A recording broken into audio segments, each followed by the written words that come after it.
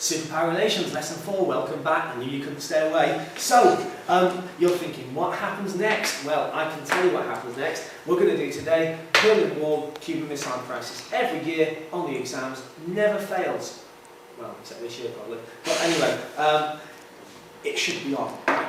Spying has always gone on between the superpowers, and in 1960, to massive American embarrassment, they had a spy plane shot down over Russia.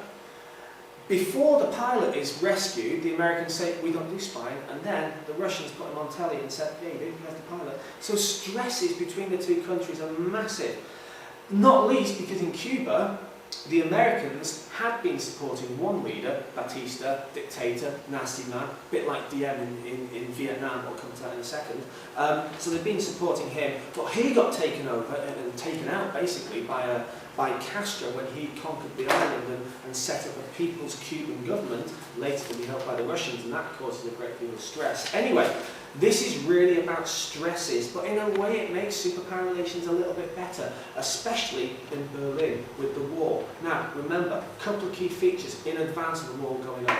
Since the blockade at the end of the 1940s, thousands of East Germans have been leaving. Brain drain was the term I used in class. Engineers, lawyers, professionals, they like the idea of going to live in West Berlin. It's better. They've got nicer apartments, right? They've got better jobs. They've got central heating. They've got stuff. East Germany, East Berlin, what have they got? Nothing, right? Manky old flats and a decent bus and tram service, but nothing else really. So there's this brain drain going to the west. And the leader of East Germany turns to Khrushchev and he says, what can you do to stop me losing all my people, the best people, the good people? And eventually the Russians say, okay, we'll put up a wall. Never a good idea to imprison your people, to stop them leaving to go to a better country. It's the most significant point in the Cold War where communism appears rubbish. People want to leave it, so they're fenced in to stop them leaving. So, it sounds like a stressful time, but they built the wall in East Germany. Nothing the Americans can do. They can criticise and they can say, oh, we shouldn't be doing that. Isn't that rubbish? Isn't that poor? Must be better in a capitalist country. And JFK, Kennedy, if you're not sure, he goes to Berlin, and at that point he says, ich bin ein Berliner. He says he's a donut instead of saying he's actually a Berliner. But he says this saying and meaning that all Berlin people are together and freedom's important. Anyway, for 28 years, this wall separates east and west, and it literally went up overnight. Right?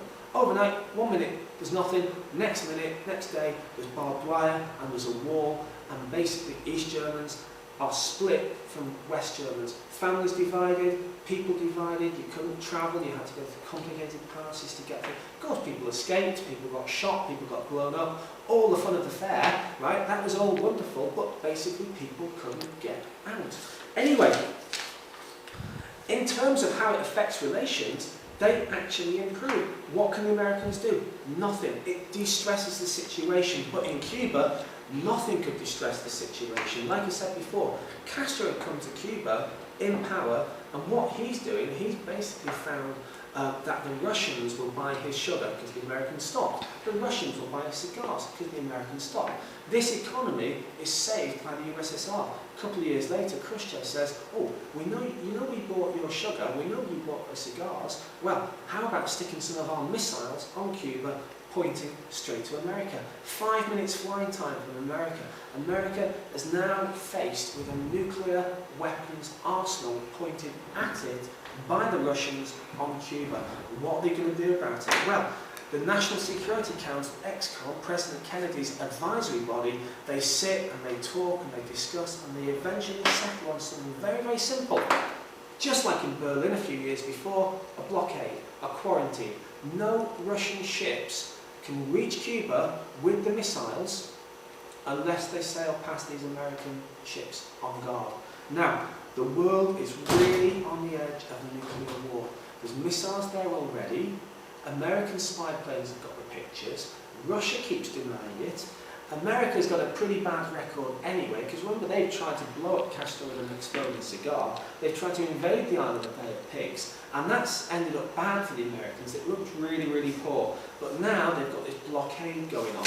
Anyway, Khrushchev blinks. He's the guy that cracks. He turns the ships around, the missiles go back to the USSR, and they send telegrams to each other that basically say, look, if we take our missiles out of Cuba, will you, unofficially, on the quiet, don't tell anyone, but will you take your missiles that threaten us from Turkey and from Greece and from Italy, will you take them back to the USA?